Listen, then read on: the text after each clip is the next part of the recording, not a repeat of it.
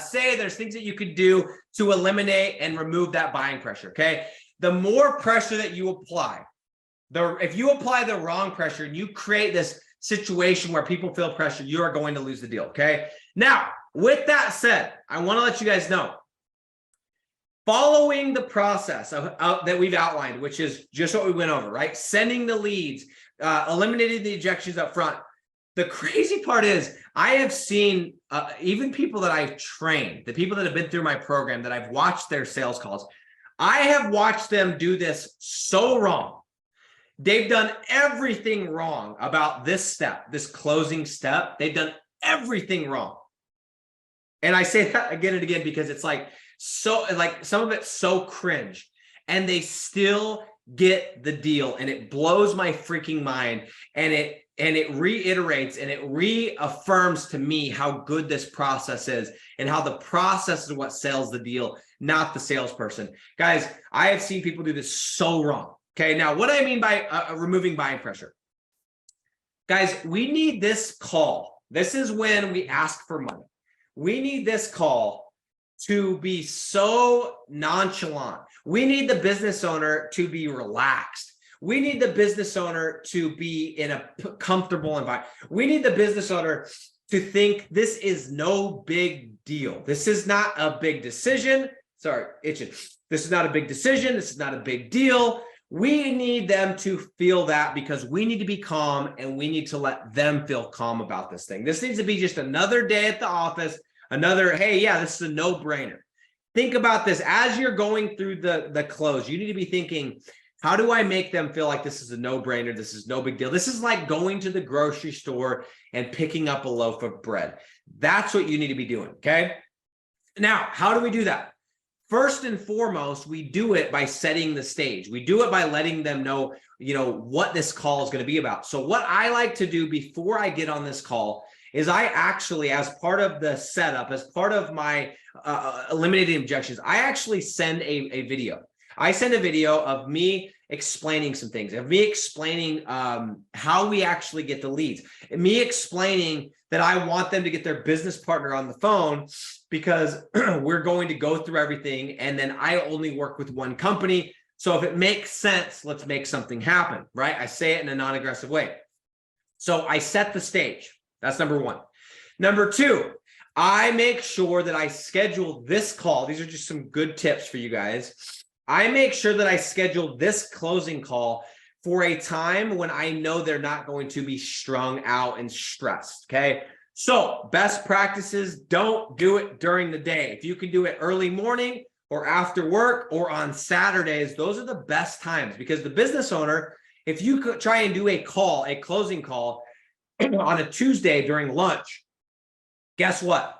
First of all, the business owner is probably going to miss the call, because they're going to get 100 other calls from their employees and their customers and everything else. So they're probably going to miss the call. But if they don't, guess what? The whole time they're going to be sitting there getting calls and checking their phone. And oh my gosh, I got this job I got to go to, and I got that. But guys, what I've found to be the best is just schedule this thing in the morning, schedule it in the evening, schedule it on a Saturday when they're going to be in the most comfortable environment, and tell them to get to a computer so that they're not distracted, okay?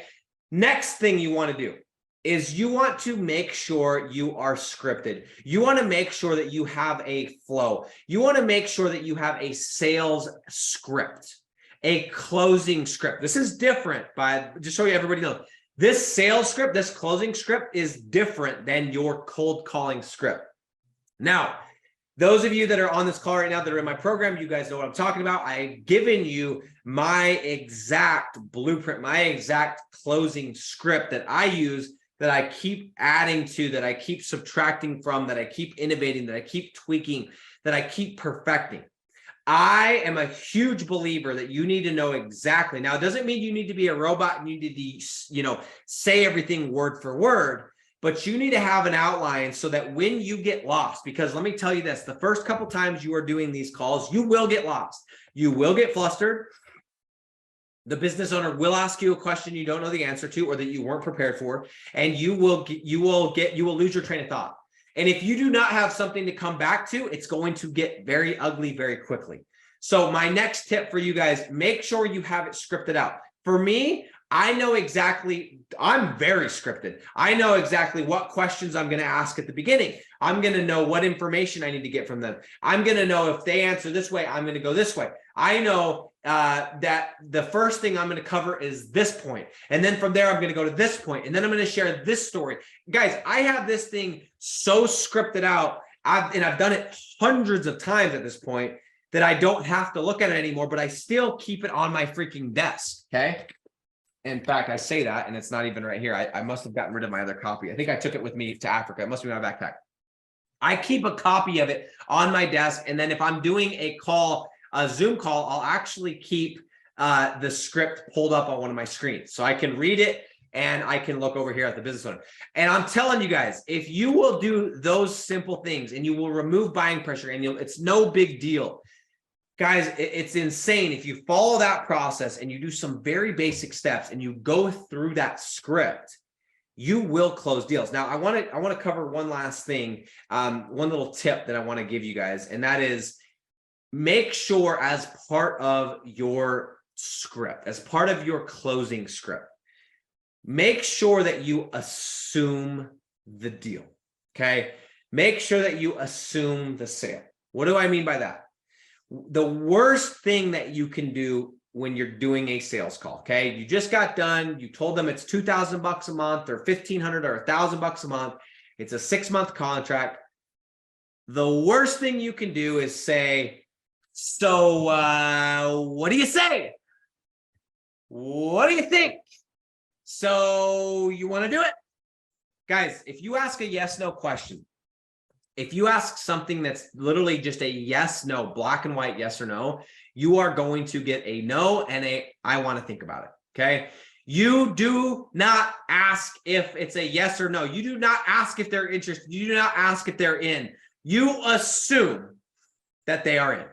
You assume that these people are doing the freaking deal, period, end of story. That is how you get deals. And sometimes you're going to go, oh my gosh, I don't think this person's even coming with me.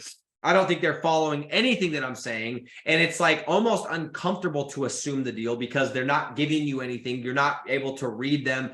And it's like, oh, should I go for it? Should I go for it? Assume every single time. You guys assume the deal. And however you want to do that. Okay. So a couple different ideas. The thing that I like to say is I like to ask them Amex or Visa. I like to ask them, I say, I get to the end of it and I say, okay, awesome. I just need to grab a card from you. Are you an Amex or a Visa?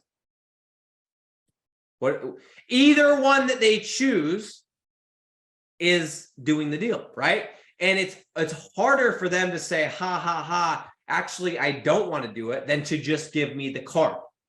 I say Amex or Visa.